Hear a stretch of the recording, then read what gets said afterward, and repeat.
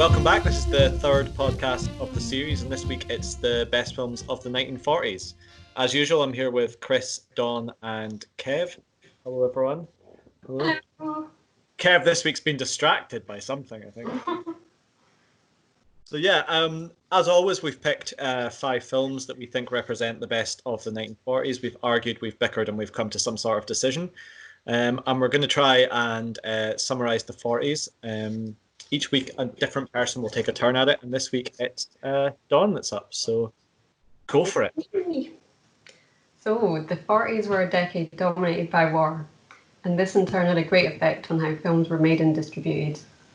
Many of Hollywood's leading men, such as James Stewart and Clark Gable, were called for service, while studios and directors, such as John Ford and Frank Capra, were enlisted to produce training films and documentaries. With the technical challenges of the 30s far behind, advancements in sound recording, lighting, special effects, and cinematography led to filmmakers experimenting with techniques. With their boundary-pushing films, Orson Welles and Alfred Hitchcock, who moved to Hollywood in the 40s, helped further establish what is now known as the auteur theory, in which the director is considered more important than the writer in shaping a film's creative vision. Gangster films were still popular, but in post-war times developed into films of a darker and more cynical nature, such as The Maltese Falcon, which is cited as one of the first major examples of film noir, a genre known for its tough heroes, femme fatales, and moody cinematography. Films that weren't focused on reflecting the wartime experience took a more escapist form, which led to an increase in popularity of musicals, comedies, and westerns. Due to the expense of colour cinematography, however, most films were still made in black and white. With the post-war lack of sets and actors, filmmakers in Italy took to filming on the war-ravaged streets with non-professional actors in stories that highlighted the everyday struggles of the working classes. In Britain, Frank and Ealing helped to establish British filmmaking around the world and paved the way for a rich period in British filmmaking. Despite these examples, American cinema still dominated in Europe. The creation of the House of Representatives Un-American Activities Committee in 1947 during the Cold War sought to eliminate communist activities from the film industry, with many high-profile industry figures and actors becoming blacklisted, the repercussions of which lasted until the early 60s. Following the end of the war, Hollywood achieved an all-time high record for theatre attendance in 1946. As the decade drew to a close, however, cinema attendance was in decline, as was the studio system that dominated for so long. Television was becoming a popular and more accessible form of entertainment, and expansion of suburban housing forced people away from the city-based cinemas. Thanks for that. The first film of the 40s that we're going to discuss is probably one that would make a lot of people's lists, and quite often gets voted the best film of all time, and that's Citizen Kane. So, is there anyone who would like to describe the plot of Citizen Kane? Not me. I'll do it. So Charles Foster Kane, as played by Orson Welles, who is also the director of the film, is dead. When he died, he was a multi-millionaire. This is at the start of the movie, so this isn't a spoiler this time. When he died, he said the word rosebud. We cut to people sitting in a news office being like, what does that mean?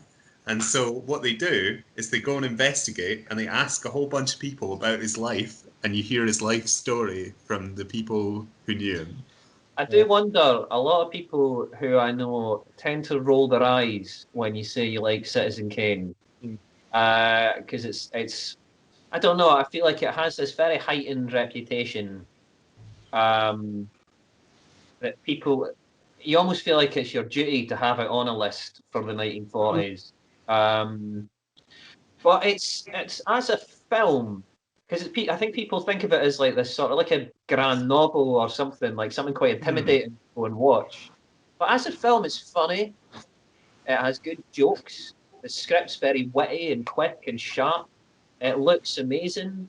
It's beautifully acted. And it was cast from mostly actors who it was their first time in film for the vast majority of them. And I think also, you're right, it does have this reputation of being like Like, I think it's almost got this unfair reputation as if it's some sort of sprawling epic. I think people think of it like it's like a Gone with the Wind or something, where it's Yeah. like it's a really classically beautiful film.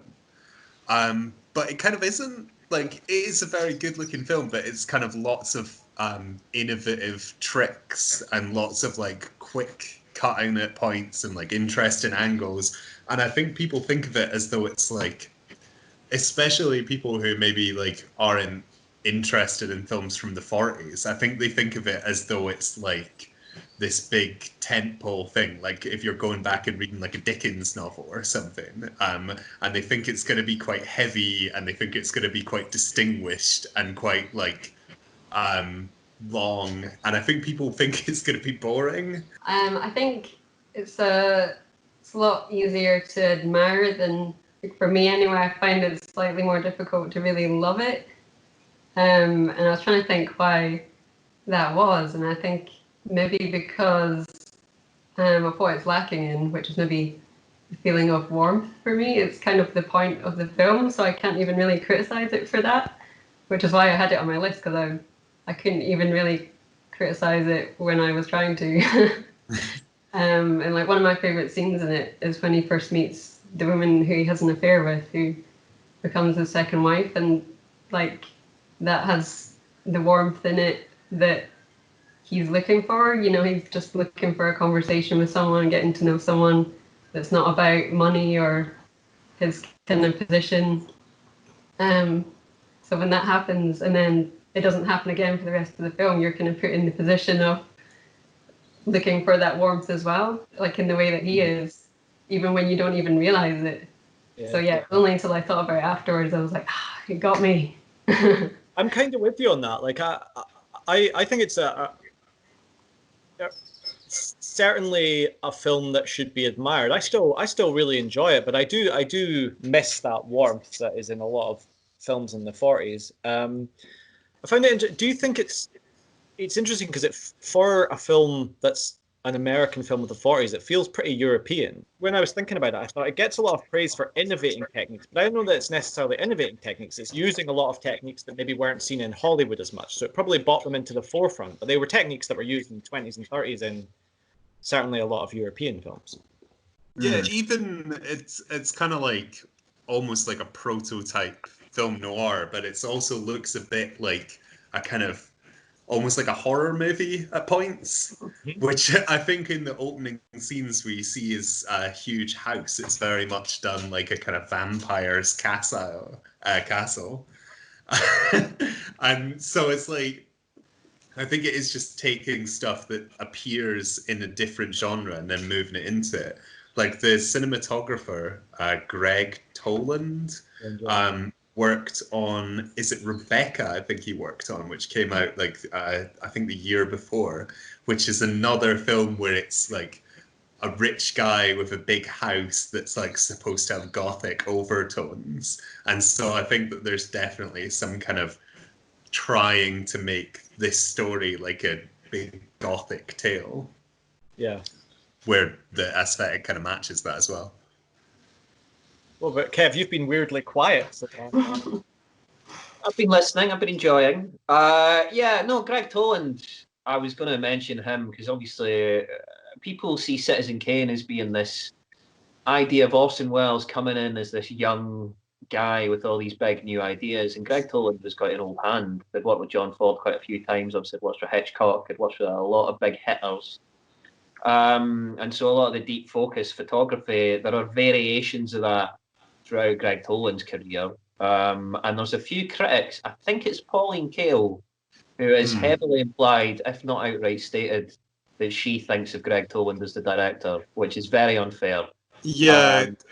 But there's Pauline Kael wrote a book all about it, which I have read, and I think it's a very bad book because it's filled with sort of accusations which are basically, if you're thinking of film as a collaboration, you're like, well, of course he worked with these people. But then instead of going, oh, well, don't say it was a one-man show, she's like, oh, basically didn't do anything then. If he like delegated anything at all, that means that he basically didn't work on the film, which is a weird thing to do. Well, to be fair to Orson Welles, there's a lot of people like the makeup artist. I can't remember his name, Cederman or Sab. Anyway, his name. He was just meant to be an apprentice, and he did all the makeup for it, all the effects that ages people and stuff. And it was Orson Welles that insisted that he got the, properly credited for it. And he did that for quite a lot of people, actually. Like, the makeup is amazing. Like, you see films now, so many years later, where the makeup is way worse. Makeup in Citizen Kane's amazing. Like, the aging process is it's kind of subtly done, and it's done, and you could really believe it. You could really, especially Orson Welles as the little boy, very convincing. And I was thinking, I wonder how much of that is kind of his acting as well, that makes you believe it, and it really sells the makeup as well. That maybe without that, it would look a bit crap. It's possible, yeah, it's possible. I don't know. We were discussing The Irishman not that long ago. You look at special effects. The special effects are very unconvincing, and the actors somewhat make up for it. Yeah. Although that's from old to young, obviously. But makeup in Citizen Kane stands up, and Orson Welles just has a gravitas about him, and can carry a role that's as massive as he's made for himself. It's quite a performance. It's also very economical, I guess, in the way it tells a story, kind of maybe to do with the editing as well.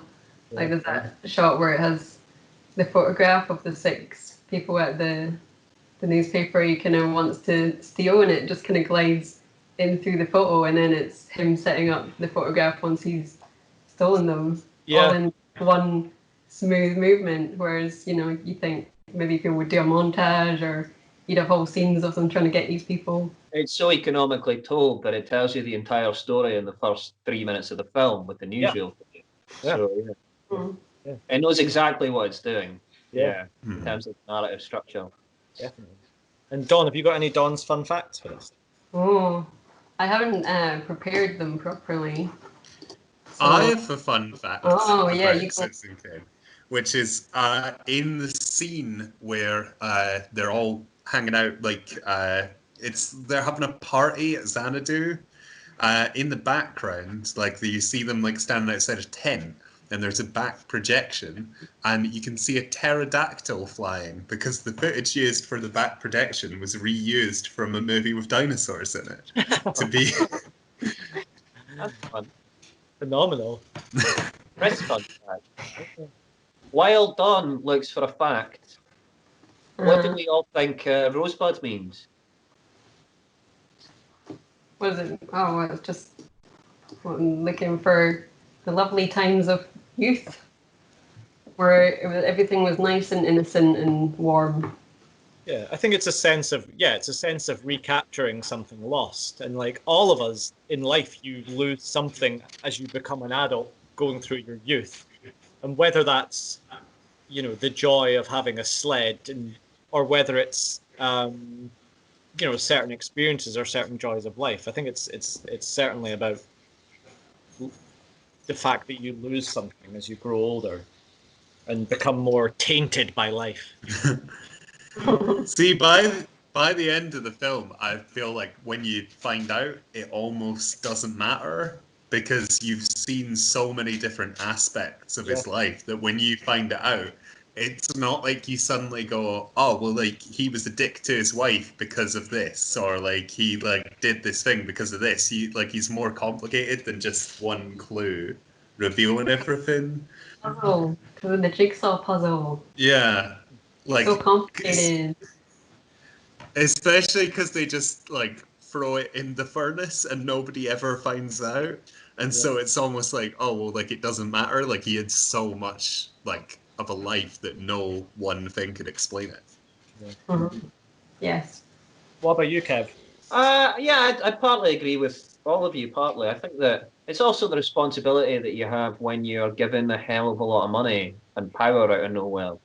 And if you could be an anonymous man, would you be as altruistic or as power hungry as Charles Foster Kane becomes? He's got no idea where that path could have taken him if he had just led a sort of fairly deprived life. Would he have been a nicer man? Would he have been a much worse person? It's difficult to say. So it's ultimately meaningless. Yeah. Like life itself. Did you find your facts on? Yeah, I've got a good one. It was the first film score of Bernard Herrmann. Oh, Was it? wow. I didn't know that. That is a very good one. That's the end of the fact. It's all the information you need, really. Yeah. Yeah. We could kind of talk about Citizen Kane all day, but I think it's time to move on to another film.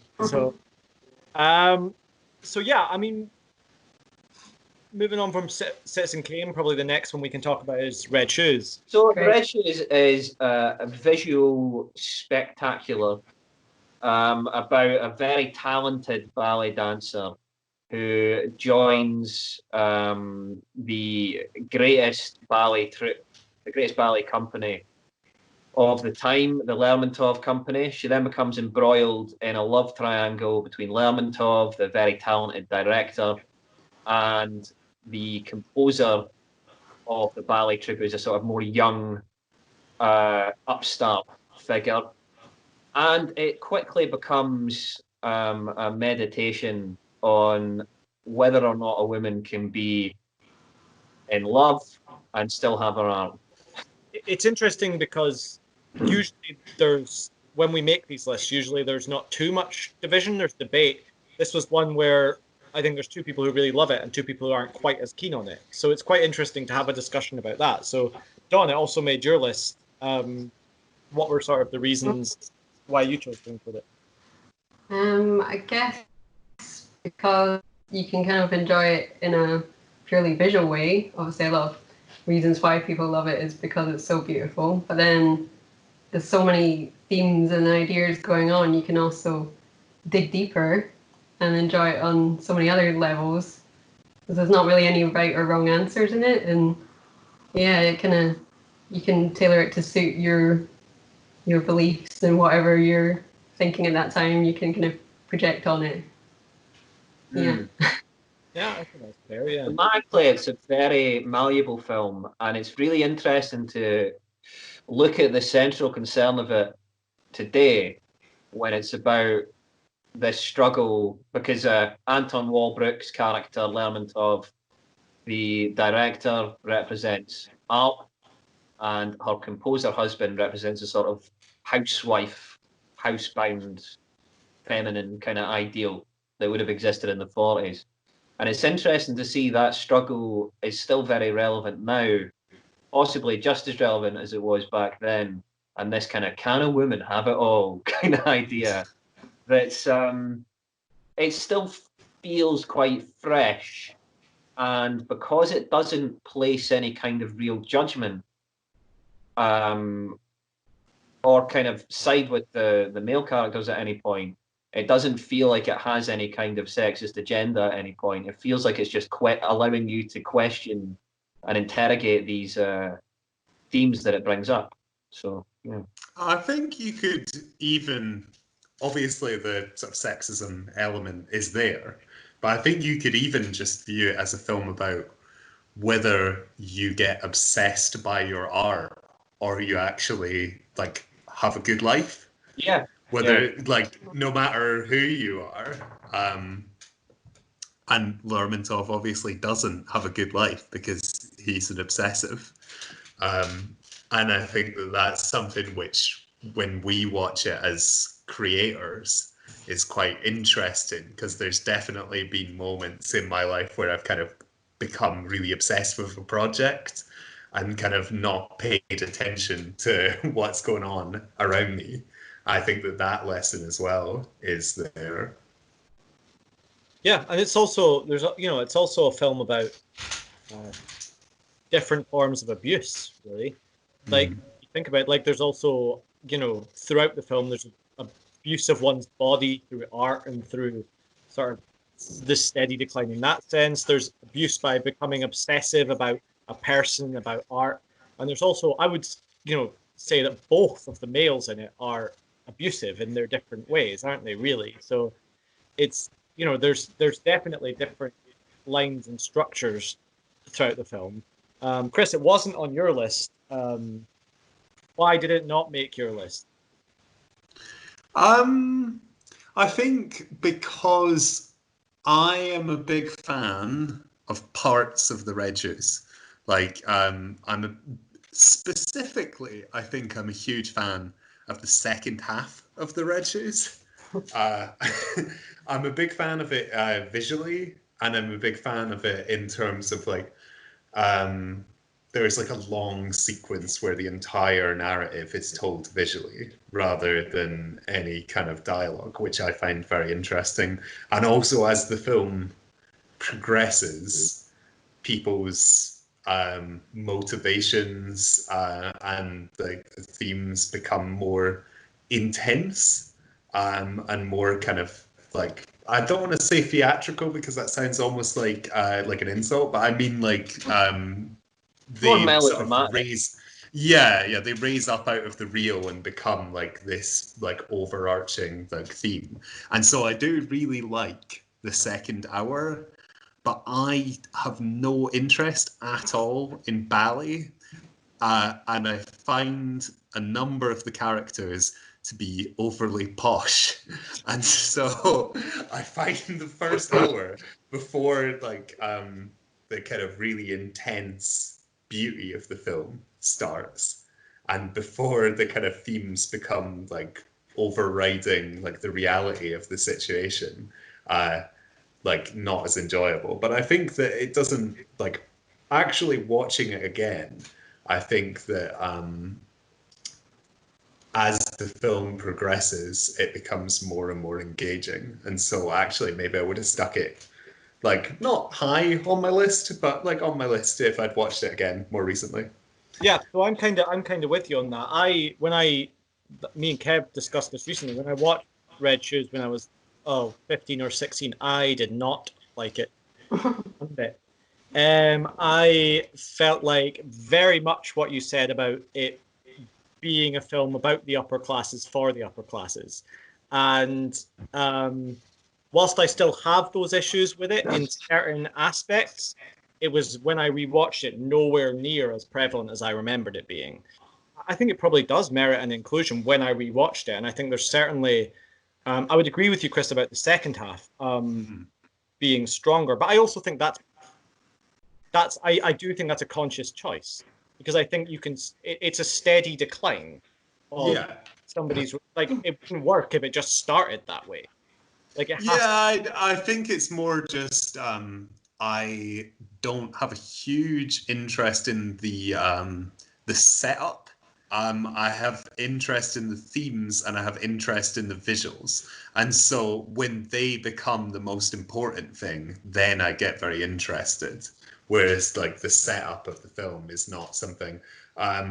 I had on my list A Matter of Life and Death, and I think I would maybe swap those because I feel like this has a lot more energy to it than that film does, which is a very good film. But I remembered the great visuals of that film, and I feel like it doesn't have quite the kind of power that the Red Shoes does, though. I'm kind of with you. Yeah, I would have. Matter of Life and Death wouldn't have made my top 10, but it probably would have been 11th, and I probably would swap them now as well. Purely on, I completely agree with you about visual style. It's an incredibly striking film, and it's an incredibly beautiful film. So I think you've always got to take that into account as well. I think the first time I watched it when I was about 18 or so was on the big screen, which I think makes a really big difference in seeing it. Like, it was the kind of newly restored version that Daisy kind of helped promote, and with his editor Thelma Schoonmaker as well, who was married to Michael Powell. So they maybe the reason why I kind of went to see it in the first place, and kind of fell in love with the visuals of it then, and then now watching it, I can kind of enjoy it more on the other levels.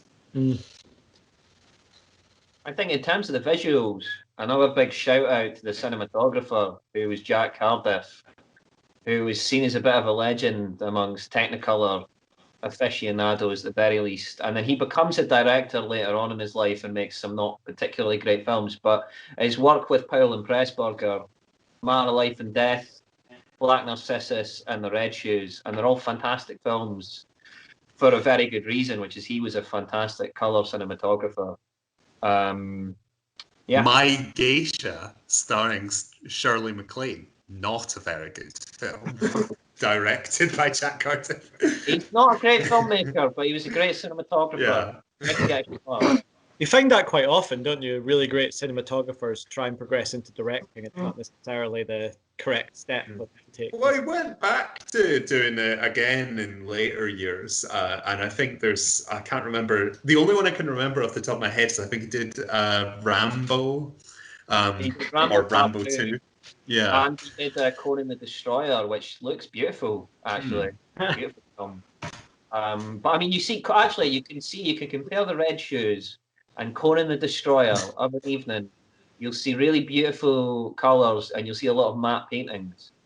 Which probably the 80s was the last era when you could get away with matte paintings. Yeah. And it's still Conan the Destroyer, not a great film, but it looks really nice. Yeah, there's something that can be said for someone who's still working like 30 years later, when he's like the entire of cinema's landscape has changed, and he's still getting jobs in pretty big, like tentpole movies. But Definitely. yeah, what did we think of the ballet scene? Chris mentioned, he said, an entirely visual sequence, and what he's referring to is, and it must be about between 10 and 15 minutes long, a ballet sequence of The Red Shoes, the ballet of the title. And it's probably, for anyone who's not watched The Red Shoes, its closest comparison would probably be the Broadway melody sequence in Singing in the Rain. Yeah. This really expressionistic landscape that basically turns a theatrical production of a ballet into a film of a ballet. And it's basically, it's clearly Michael Powell saying, how can we make this visually interesting? And he turns it into what a film of a ballet should look like. So the ballet dancing's amazing, but the visuals themselves look amazing, and they also look very sort of homespun. So I had a lot of like professional ballet dancers hate that sequence. They can't stand it because it doesn't represent ballet. I'm like, yeah, because it's a film of ballet. It's not meant to represent ballet as a whole. It's telling a story in a different way. I don't think you can look at it that way. I think for me that's the best sequence in the film, and it's amazing. It tells the story of the film in 12 minutes. It breaks it down. It's visually beautiful. There's so many interesting and innovative shots throughout it. Like, I certainly don't think, I can understand why, if that's your profession, you look at it and think, oh, that doesn't represent my profession. But I think you've got to really take a little step back there and think, well, it's cinema. Well, I mean, we were discussing the economy of storytelling in Citizen Kane. And if you look at that ballet sequence, it breaks down the love triangle really beautifully in quite a poetic way. It breaks down how she feels about dancing as well, which is the central kind of the core of the film, really. It's the driving force, is that she loves this art so much that she might actually abandon her love for it. And it also breaks down it foreshadows the doom that's going to happen at the end of the film. And it's also beautiful to look at. And if anyone goes and watches The Red Shoes, I want to see something similar. Powell and Pressburger also made Tales of Hoffman, which is another ballet interpretation, which is a little less accessible, but is beautiful to look at. I'm a big fan of that sequence because it kind of feels a bit as though you've travelled almost back in time again to the silent era, and you've got like a nice wee 20-minute silent adaptation of like the Red Shoes kind of fairy tale in a larger film. I think what's so strange about it is I kind of forgot it comes right in the middle. Like when I was remembering, because I remembered that scene, obviously, I was thinking it was near the end, but it's just like right in the middle. It just takes a little break and has this beautiful scene, and then just goes back to the film again. And like I wouldn't say I'm a fan of ballet, but I found myself getting quite into it and quite moved by it, and I was like, oh, I can really see why some people do enjoy ballet. It's the kind of emotion of it, and not just dancing. Well, I Yeah. think there's a lot of films that shoot dancing very badly. So I recently watched Herbert Ross's Nijinsky, and it tries to capture Varislav Nijinsky's dancing, and it's absolutely dreadful. It can't cut for shit. Well, I think like the sequences that I like in the Red Shoes, I don't know anything about ballet, and I mean the dancing in this. When people say, "Oh, the dance is amazing," I'm like, "Is it? I don't know." But what the film does is it makes you understand the feelings that she has while she's doing the dancing through cinematic language. So even someone who is a complete ballet like novice such as myself can understand how she feels about her art without having to just do it through, oh, let's just like show the actual dancing. Like it's told through the cinema, Yeah. which is why it's so successful, and it isn't just a film which people who like ballet love. Well, I do wonder if it's because we like films, and I think the ballet company are clearly more of a film crew. That's obviously where Michael Powell's taken that. So he clearly loves ballet and he clearly loves classical music as well.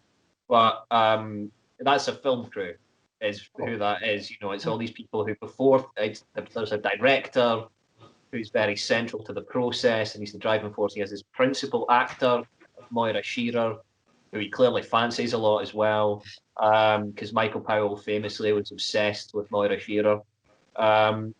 So it's a film crew. So maybe dancers don't like it because maybe it doesn't represent dancing to them, but maybe because we love films, it feels representative of dancing to us. I think that's a very fair point. Yeah, I think it's a very fair point. And like I said, I don't think it needs to represent dancing. It's a film about mental turmoil and relationships and abuse, and it's dark and strange and looks beautiful. I don't think it necessarily needs to somehow also represent ballet as a whole. I don't think it's trying to, and I don't think it needs to. I think you should appreciate. It is partly trying to. It is literally Possibly part. I see your point. Yeah, but I mean, I don't think there's a requirement for it to do that. We have to appreciate cinema as a form as well. I don't think cinema also needs to try and be ballet. It's cinema.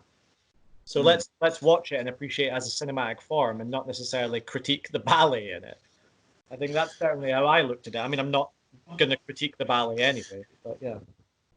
I was reading that Moira Shearer, obviously she came from a dancing background and she initially didn't want to do the film because she thought the idea behind it was kind of stupid, that she didn't know anyone that had to choose between love and art as a dancer.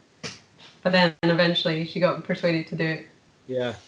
She not get like pursued kind of relentlessly by power. Yeah. Basically, Yeah. I guess as well there's kind of the idea of that she becomes a muse as well to her husband, and that he doesn't really have to choose between love and art because he can kind of do it with her and her to create, whereas she can't do that. Yeah. Because he's not hot enough. Yeah, exactly. So yeah, what are our sort of final summing up thoughts on Red Shoes? I think it's almost perfect film for me. I think it's a beautiful melding of melodrama and dance and spectacle.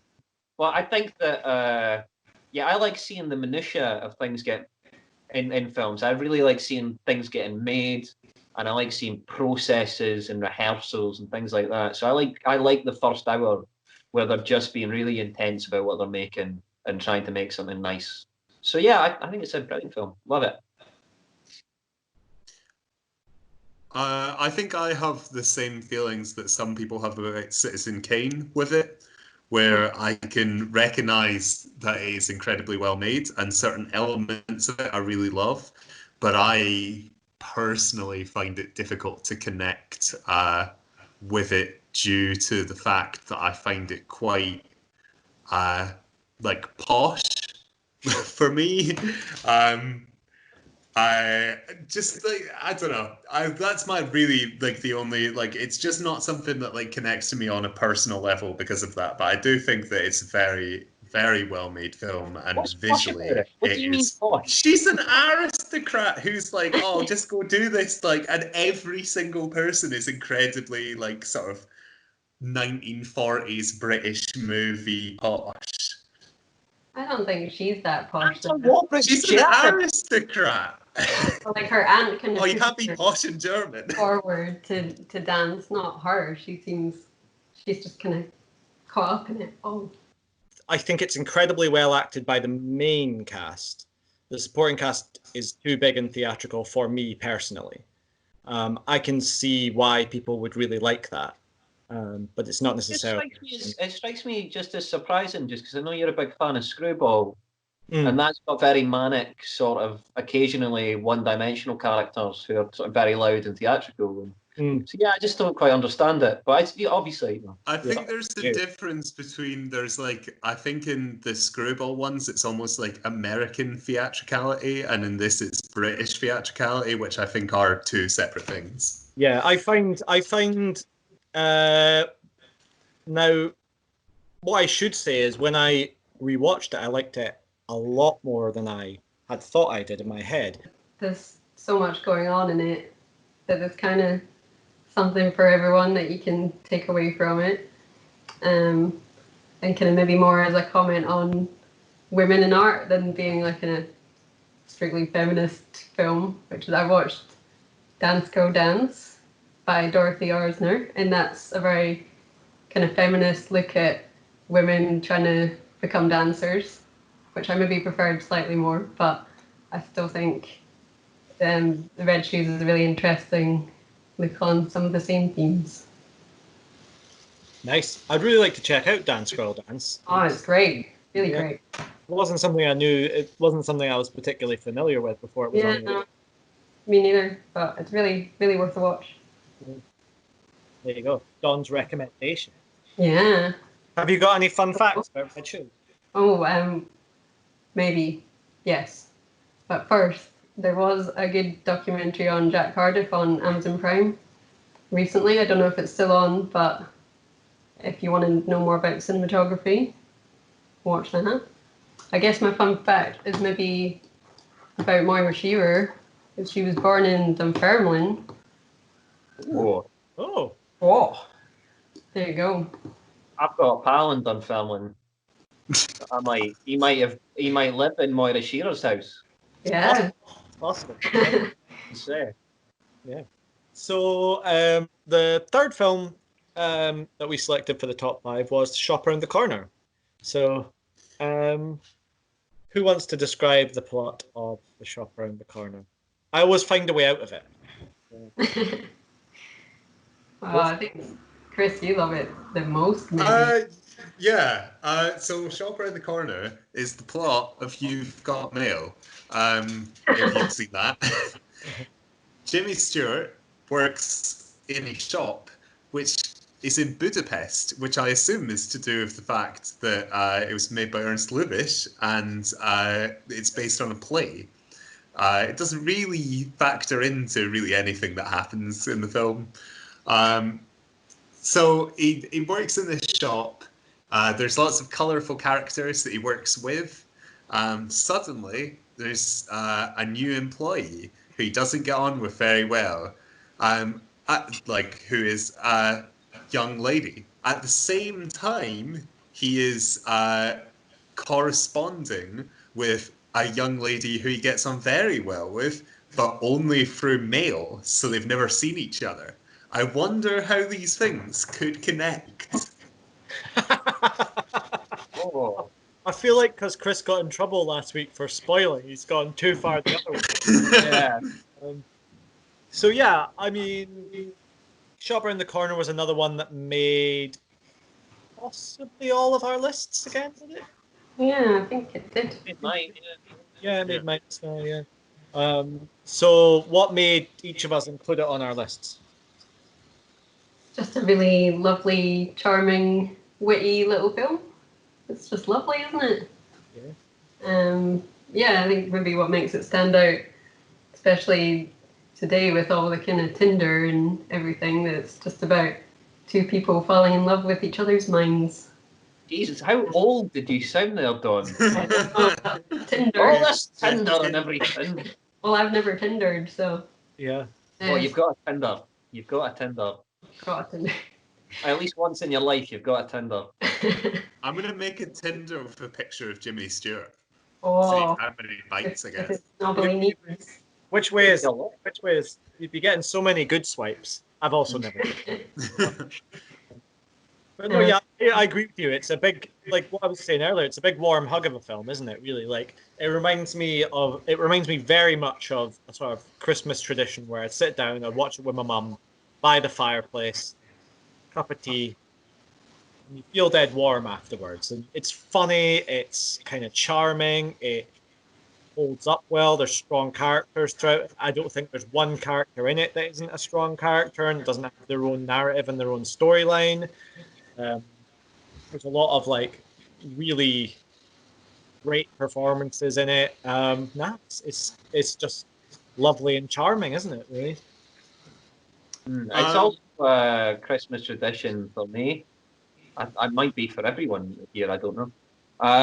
But yeah, I watch it every year with the Film Society.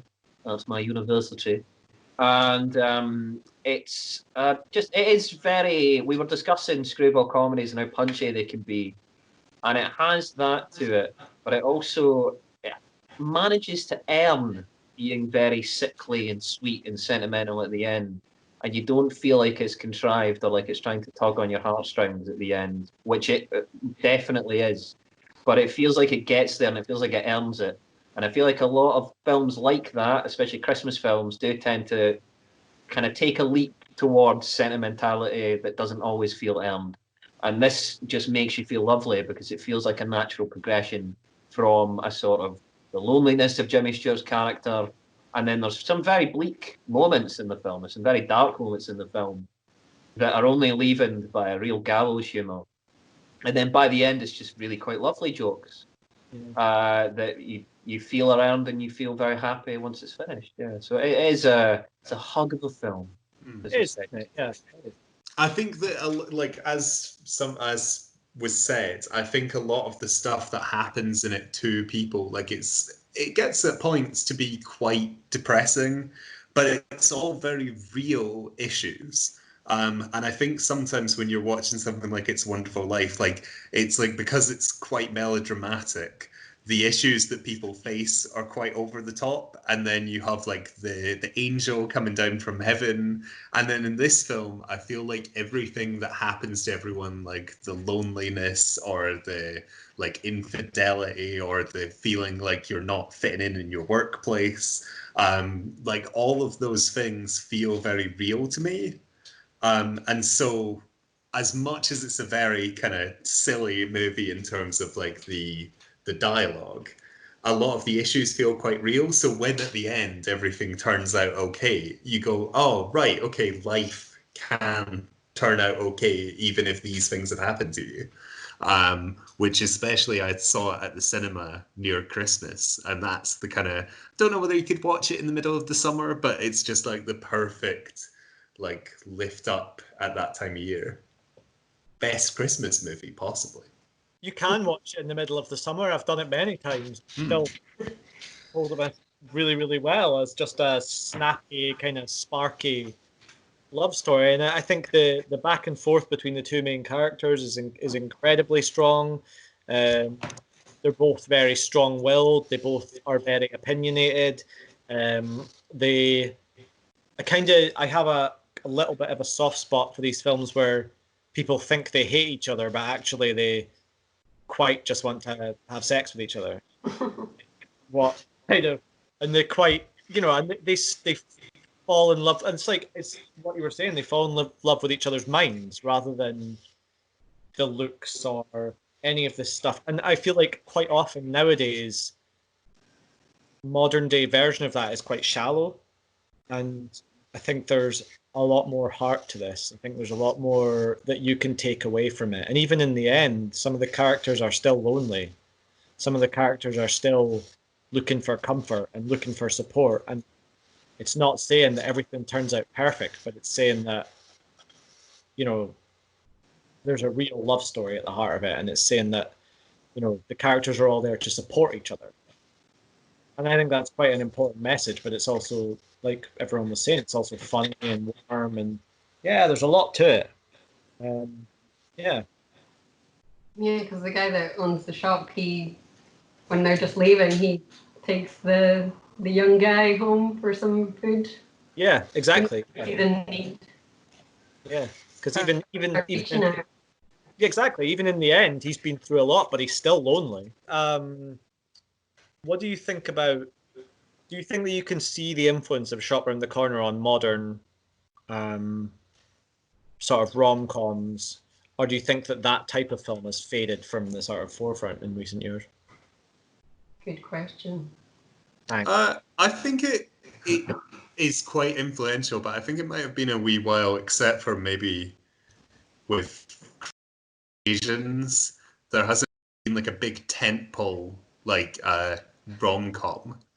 Like the fact that, I mean, like obviously this is kind of where he got his start, but the fact that like Jimmy Stewart is in this, and then he like, as time goes on, becomes one of the kind of great actors of the 20th century.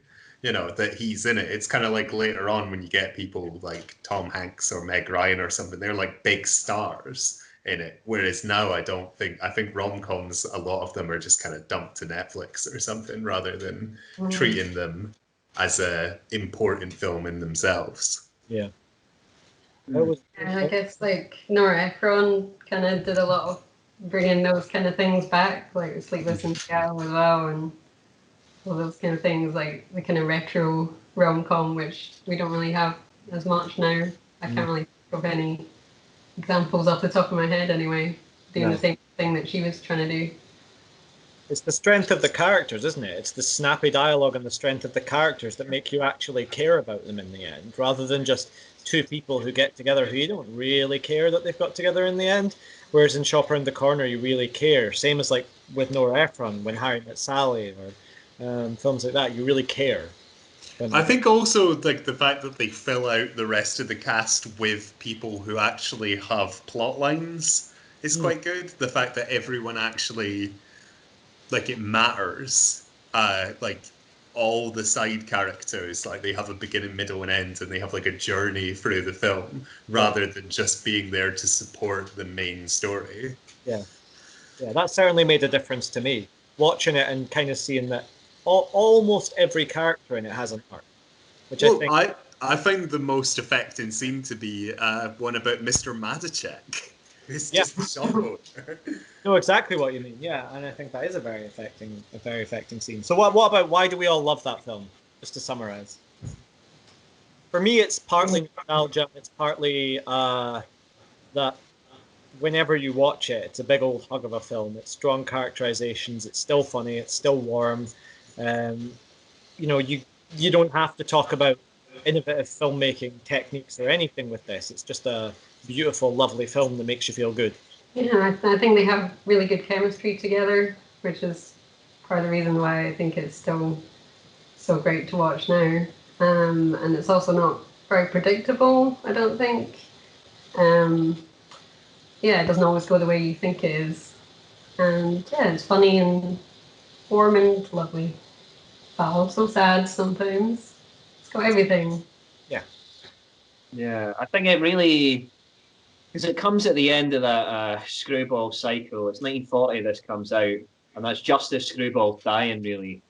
And it feels really finessed as a screwball comedy, and it knows how to take it in unpredictable directions. It gets a bit dark at times, and it takes it to very unpredictable extremes at times. The romance that they have and the depression of the shop owner, especially, kind of really takes you by surprise. But it still pulls you through with the conventions of screwball. So you feel very reassured by it all, but it also disrupts what you think about screwball enough to feel like a really engaging film. And it's funny. Jimmy Stewart's brilliant in it. So, as are all of Lubitsch's sort of main players that he has in this. I really like how kind of down to earth the whole film feels. Like the style is obviously very theatrical and very kind of screwball, but in terms of nearly, like, I would say like 80% of the film is entirely set within a shop, and it feels almost like a precursor to like a sitcom almost, where it's just like normal people hanging out and having like fun with each other, and like they're almost like you're imagining them as like the better versions of yourself. They're not kind of strange people who you can't relate to. Like it's like you could be someone who works in that shop, and they go through very similar issues to like what you could in your real life, and then at the end everything isn't perfect, but it's very uplifting, which is why I really like it. Yeah, I think that's fair. So I'm going to take a little sentence you said there and say, at the end, everything isn't perfect. That leads us on really well to Brief Encounter, which is the which is the fourth film that we chose for this top five. So I think you need to describe this one, Joel, as I think you were the real pusher of this film. I think we all like it, but oh, that's not true. It was number one on Dawn's list. It wasn't number was one. it? Oh, Yeah. oh well, Dawn, on you go. Oh, that's about a woman who is married, kind of happily, I guess, but she lives quite a mundane life, maybe. Like her husband loves crosswords a lot more than he maybe should when he has a lovely wife. And she's got a child as well. And part of her routine every week is to go into town, and she swaps her library book and has some lunch and goes to the cinema. And one of those days when she's waiting for the train home, she runs into a man, a mysterious and possibly handsome man, who she keeps running into on her days out. And they kind of become friends and maybe a little bit more. Good summary. Good summary. I'll possibly handsome man, because we all know that Kev finds him very unhandsome. Yeah. Yeah, so I think for me, this kind of is one of the films I really love most from this decade. I feel like it's got that sense of romance. I feel like it's got two characters that I really like. It's got a really interesting storyline. And I quite like that sort of like, I know one of the big criticisms of it these days is like that sort of clipped British dialogue that people have a problem with. I quite like that. I think it gives me, I don't know, like it's got a sort of peculiarly romantic sensibility, that sort of clipped British dialogue, and like I think the performances are really outstanding in it, and it's quite heartbreaking in a lot of ways. But it's a very beautiful and very romantic film. Is it a romantic film? This is my thing. See, right, because this isn't a criticism of the film, right? But I think for you, Joel, it's a sort of doomed romance film. Is that fair to say? To an extent, yeah, that's fair. Yeah. So I don't think that. I think it's about a very bored woman who is very, very bored of her husband and the kind of the restrictions that, say, Moira Shearer's character in the Red Shoes might have had placed on her had she not jumped in front of a train at the end. Spoilers. And she meets a random guy who doesn't actually say much impressive. And I'm sorry, but he's quite a bland guy, and she's quite bland as well. Disagree so strongly. Well, the thing is, he doesn't like his job either. He's really bored.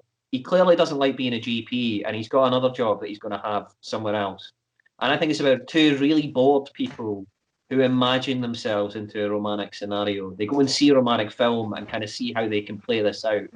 And I think it's not romantic at all. I think if she had met another guy a week later, probably a similar thing would have happened, because the point in her life where she's at. And so no, it's not romantic at all. I think he's a little creepy as well. I think he's actually quite mean-spirited as a person. But I think what it does do is it carries on an idea, which is that women who are really bored. Jane Austen started this with Northanger Abbey, that book. They're so bored and they're not allowed out, basically. So you read romance novels, and that's how you read something. She goes to the cinema instead. She goes to see a really sarcastically titled film called Flames of Passion.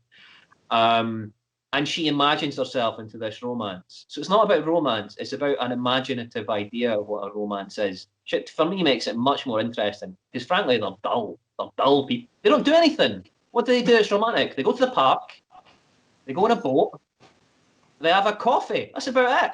That's what people in Britain in the 40s thought romance was, Kev. I don't think it is. I don't think it's meant to be a romantic film. I honestly don't. That is romantic things. Going for a walk in the park, going on a boat. These are romantic things. Also, Flames of Passion is the second film they go and see. They go and see a film first that isn't sort of sarcastic. No, you see my point, though. You see my point.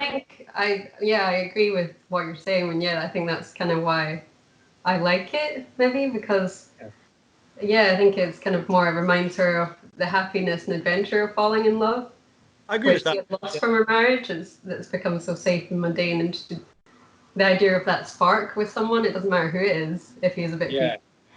I think to me that is a romantic thing, though. Yeah, that's what I mean. Yeah, that's why I think it does succeed in a way. I don't think that's what romance is. I think that's where we have a problem. Hanging out with someone and making fun of a band. Yeah. Knowing someone for a week and thinking they're attractive is not romance, I'm afraid. More than a week. Knowing someone for years and still loving them, that's romance. Knowing someone for a week is wanting to shag them. That's lust. Kev, do you like any films about romance at all? Because you're going to find it difficult to find one where they don't fall in love in a week. Yeah. Fleeting romance is tawdry. Well, that's the thing, is that he's quite a tawdry guy. He does just want a shag. That's what he wants. He's got a little bachelor pad that he rents off his mate. I think he's a villain. He's not romantic. He's playing her. No, he takes her back to that house and the friend isn't happy with him about that.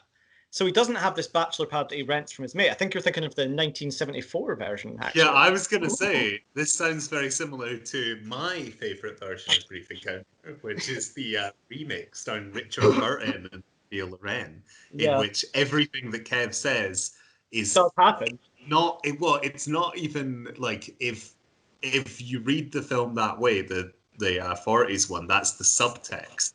But in the 70s one, that's just the text. That's just like directly what's happening is that there are two people she has a horrible life and he's a pervy creep. Yeah. And there's multiple scenes of him trying to feel her up and her looking very forlorn. And then at the end, he just fucks off. And then she has to hang out with her family who she hates. Yeah. It's just a miserable movie.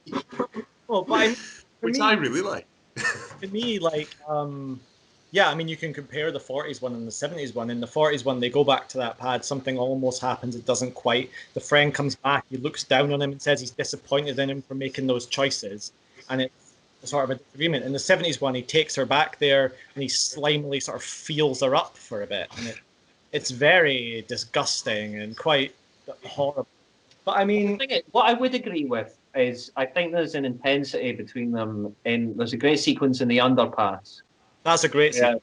They meet and they have a sort of first kiss, and you can buy into their intensity. And I think they both believe that they have a romantic attachment to each other. But I don't. I think that once the film ends, there's probably a month goes by and she's fine. I don't think it's a doomed romance of any sort. There are some romance films where I buy into the romance a lot more. But I think this is an imagined romance. And I don't think that diminishes it as a film. I think it makes it more interesting. In a way, I see what you mean. I think it's a film about when you've lost that spark and re-find that spark with someone else. I don't really think there's that many films that are made about that, really. There's films about doomed romance, but finding that little spark with someone, I don't think there's that many films made about that. And I think this is the film that's done that best, probably. Just finding that little connection with someone. And I think that's a really interesting, and that's what I mean when I say it's romantic. It's a romantic ideal, and it's telling that in a way that is slightly different.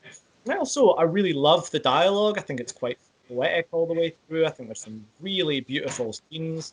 I think it looks great. It's interesting because you mentioned the scene in Red Shoes, where she throws herself in front of something, and this she just almost throws herself in front. So there's your contrast, Although it would have been better without the voiceover in that scene. This is a discussion me and Joel had like 10 years ago, but I do think that scene would be more powerful without the voiceover. But yeah, I can see that. And I think David Lean, in terms of the direction, very controlled, very unfussy, apart from when she almost throws herself in front of the train. That's a sort of a Dutch angle that slowly recalibrates. And the underpass is very evocative as well. But other than that, it's quite a controlled film. They would prefer that kind of David Lean to, say, a Lawrence of Arabia or a Passage to India.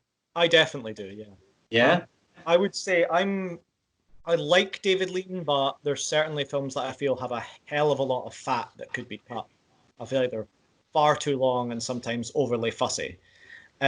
Brief Encounter, I feel like I like the concise nature of it. I like that it's telling a story and it's not telling it in an overly stylized way.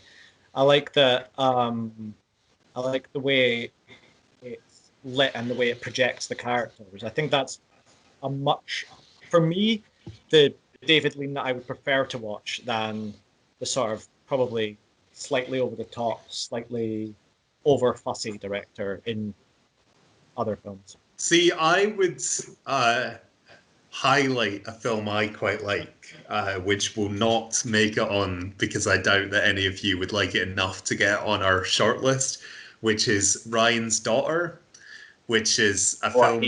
Yeah, it's a film that David Lean made in 1970, I think it is, where I feel like it kind of deals with similar sort of issues of boredom and like.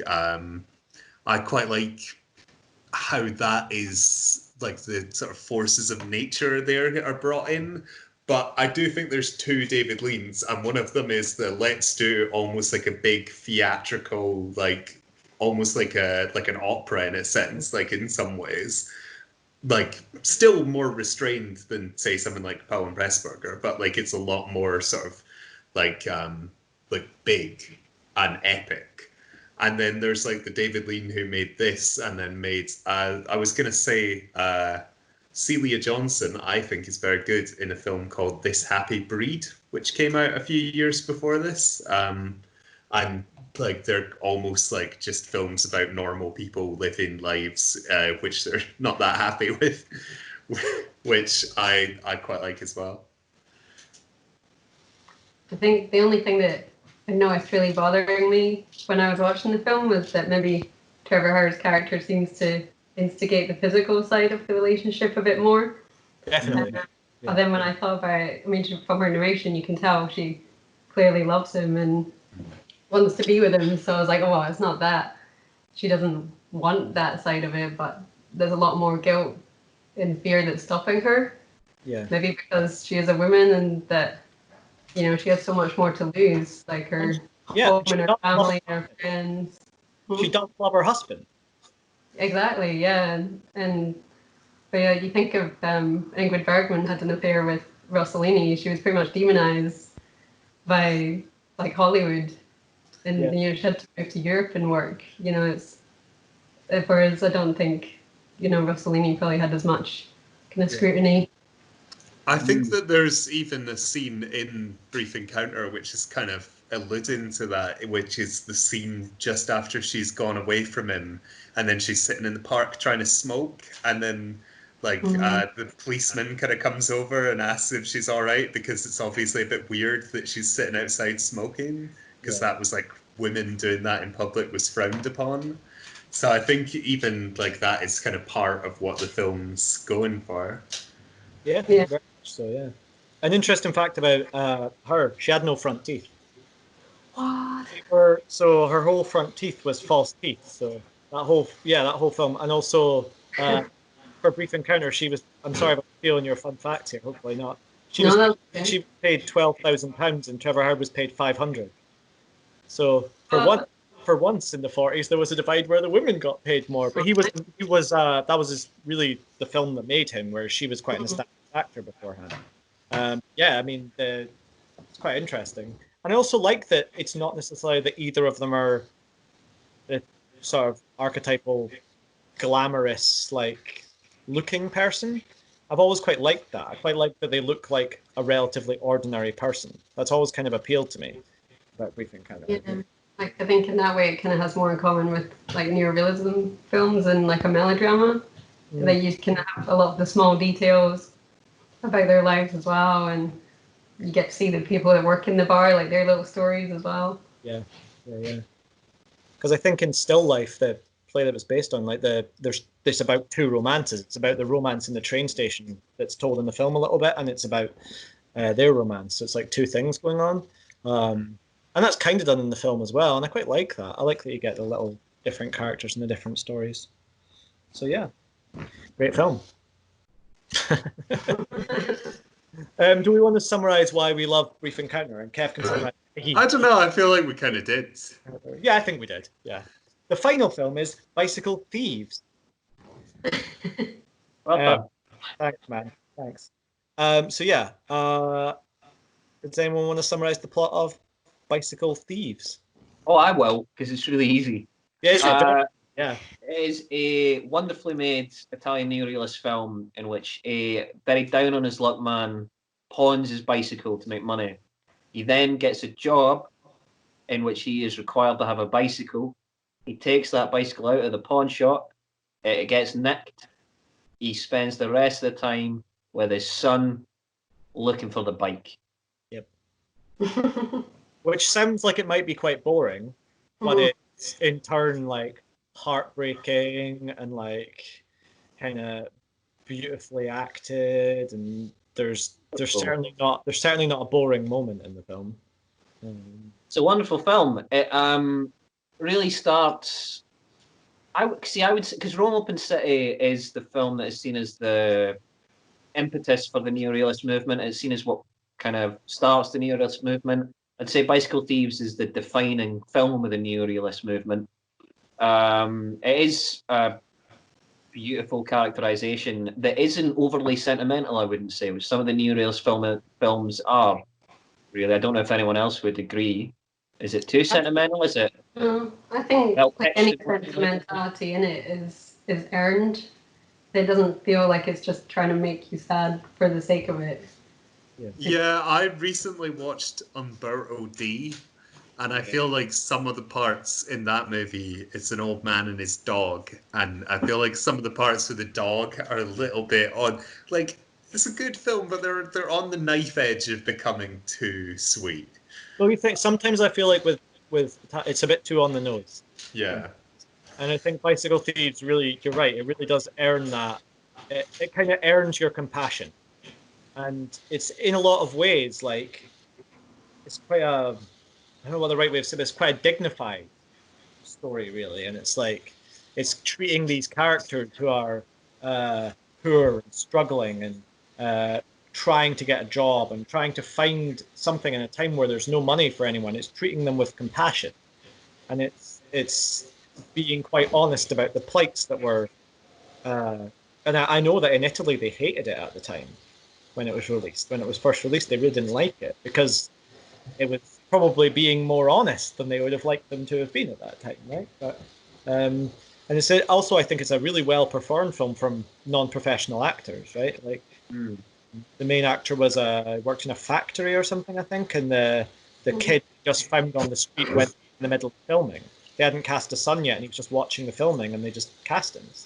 Like there's so many amazing performances in that film from non-professional actors, and I think that makes it better in some ways. Like I feel like the performances feel more real. You think a lot of that is down to the fact that Vittorio De Sica was an actor before he started directing? Like he was quite a well-known kind of matinee idol in Italy, who then turned to directing. Maybe that's why he has such a great kind of gets great performances from people. Yeah, it's possible, or it's a story that the actors can associate with as well, maybe a little bit. So like, there's kind of a bit of their own life in there as well. So yeah, I think there's a lot in there, and I certainly always find myself in tears by the end of Bicycle Thieves. I don't think I've ever watched it and not shed a tear. So Definitely. I think what's quite interesting, usually when you hear that phrase, they use non-professional actor. Nowadays, what will happen, Linklater did it, Shane Meadows, he's the example I could cite confidently, is he goes and workshops with his actors for a really long period of time. Yeah. And then he gets a good performance because he spent 4 months with them. And De Sica just got these guys, and within a couple of weeks they were filming. And so it's incredible that he could get such a great performance out of them. But I mean, the thing is, and what's not usually discussed with the neorealist movement is that the script's really strong with the Bicycle Thief. It's not just chucked together, like it's got a real through line with the plot. So although it sounds really bare bones, there's a lot of foreshadowing. You kind of understand maybe where it's going to go. There's a lot of signposting, so it's beautifully structured as well. So I don't think it gets pointed out enough. Because the neorealists claimed that these films were structureless when they clearly weren't. Oh yeah, definitely. What about you, Chris? You've not really said much in this one. See, I think that Bicycle Thieves is a very good film, but I have, like, it wouldn't be on my kind of short list because of two factors, one of which is that it's a little bit too, like, this is one of the reasons probably that, like, all of you like it is because it's a very, very minimalist film. Like, both visually, plot-wise, even just in terms of dialogue, like, there's a lot of, like, sort of long scenes of people sort of going places rather than, like, having, like, sort of, like, repartee. And so for me, there's, like, it's very much kind of, you're, like, soaking in the atmosphere of, like, where it is at that moment, rather than, like, sort of cinematic trickery, which makes it a very unique kind of experience, especially watching it now. And I don't think that makes it in any way bad. It's just not something which is to my personal tastes. Yeah. And also, I find it very depressing. I don't find it like sort of, oh, I'm going to cry about it. I don't find it like heartbreaking. I just find it bleak and depressing. And so I don't, like, I find it quite a hard watch. There's a couple of things there that I would maybe like. It may be visually simple, but I think it's visually stunning. Bicycle Thieves. I think it looks amazing. Like, I think it's an incredible. Yeah, but in a minimalist way, which is like, that's why I use the words minimalist rather than like, because I feel like it is very like, it was very thought about. Like, it's not like, oh, they just plonked the camera down. It's just not the style which I prefer. This is maybe where we'll get to the point in later lists where we all start to disagree, because our stylistic choices in films will all start to be quite kind of, I think all of us have quite a different style in films that we prefer. Yeah, because I can't really pick any hole with this film at all. I think that it's like, for what it is, it's like a perfect film. It's just not personally for me. Yeah. I feel like that it was like set on the streets of Italy properly, you know, there wasn't any sets, there wasn't anything like that. It was a proper, like, kind of guerrilla type film, really, which I don't think people really talk about as being a thing of the 40s, but certainly in, like, Italian neorealism it was. There's one real standout scene for me, which is quite near the end, and he basically catches the guy who's nicked his bike, right? Yeah. And I think I shouldn't love this film, because when I was 10, I crashed a bike into a tree, and like that's a false tooth. And I was knocked unconscious, and it's the only time I've been knocked unconscious. And it was because of a fucking bike.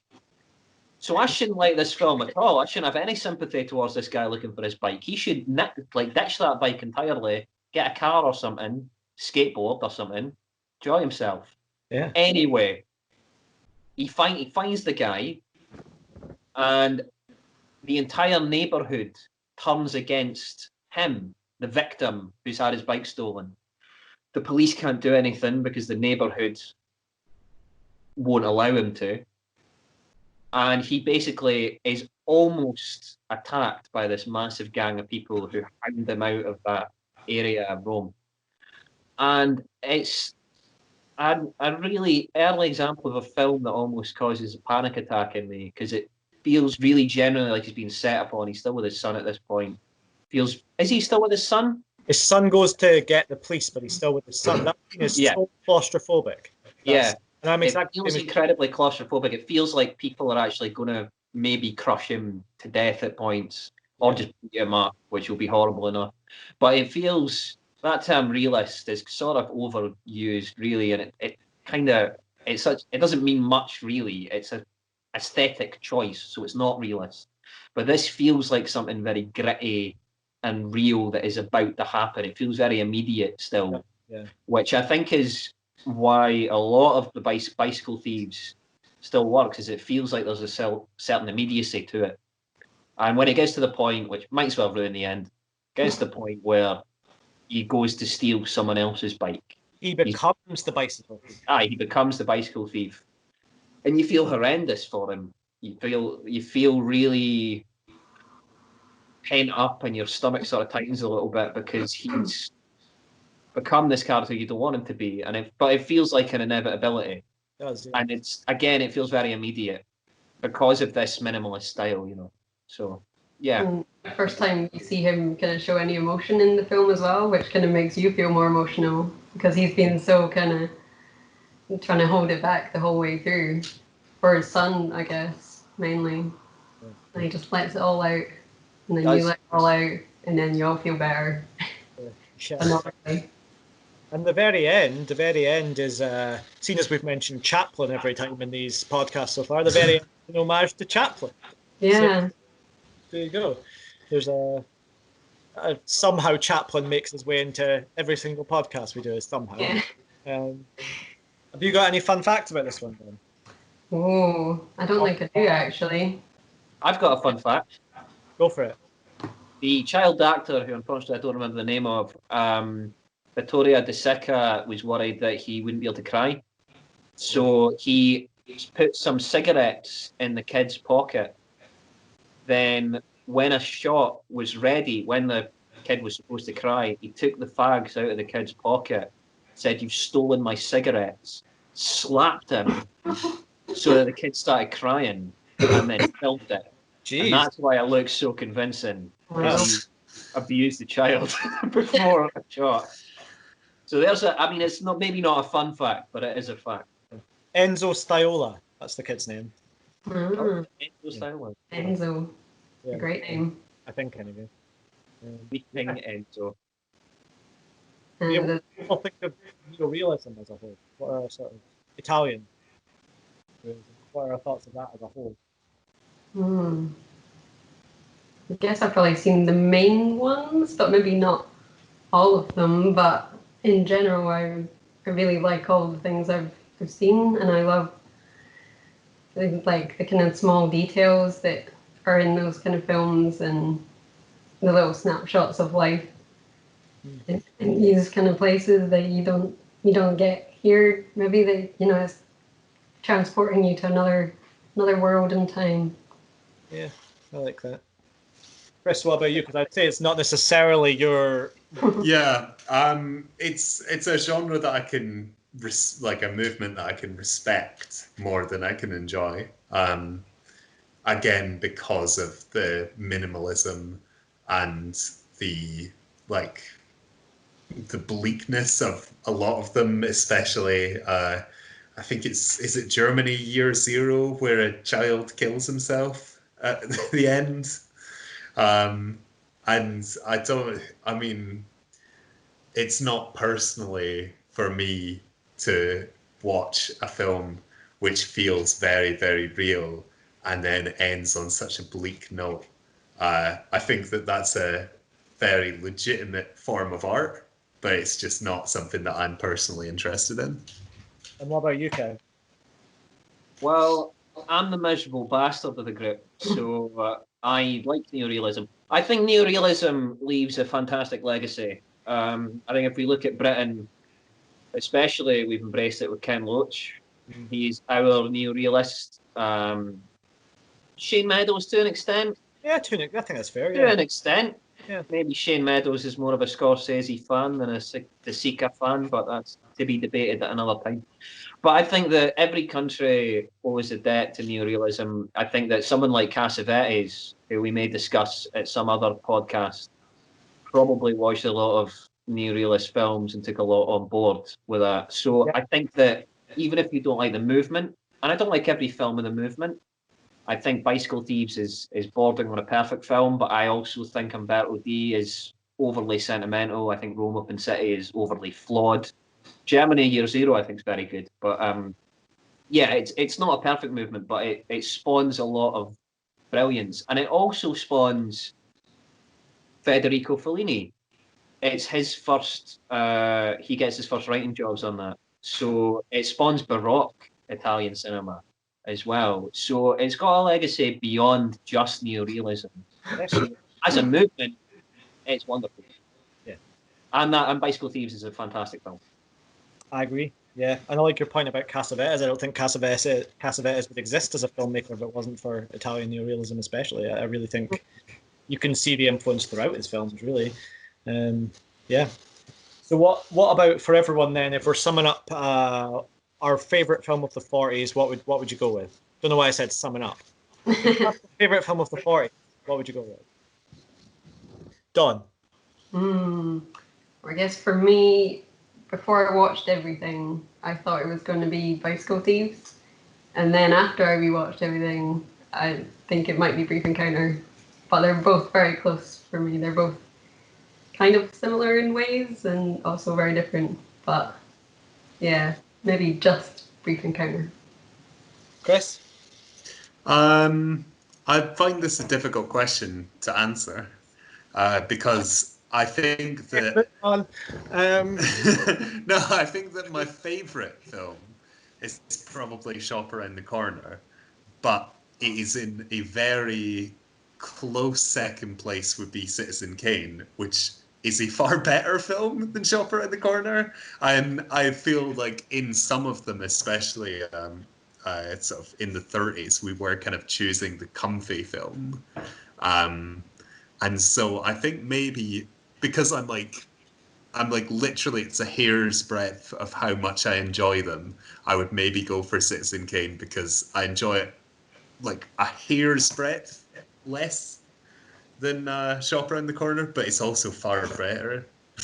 I'm confused by what you're going with. I'm gonna go with Citizen Kane. Okay. Kev? Red Shoes. It's a feat of cinematic spectacle. It's beautiful to look at. It's beautifully acted. Thematically, I love art. I love films about artists. It's an amazing meditation on art and life, and whether you can have a personal life and an artistic life. Fantastic film. A favourite of mine generally. See you next week, by the way. Remind me, because I don't want to give myself the casting vote next week. So I'll go the other way around. I'll go the other way You're doing around. it to yourself. I know every time, but next week I'm going the other way around. Yeah, I'm going to go Brief Encounter. It's probably the film of them all that means the most to me. It's probably the film that I would... Of them all, it's probably the one that I would choose to watch most often. Realistically, for any of these films, you'll get a different experience as you grow older with them. And Brief Encounter, I think, is a really good example because you see it as a doomed romance, Joel. I see it as a fleeting sort of imagined idea of what a romance might be. And that is kind of the mark of a great film, is that everyone can bring something to it. So Yeah. it's not prescribing the emotion.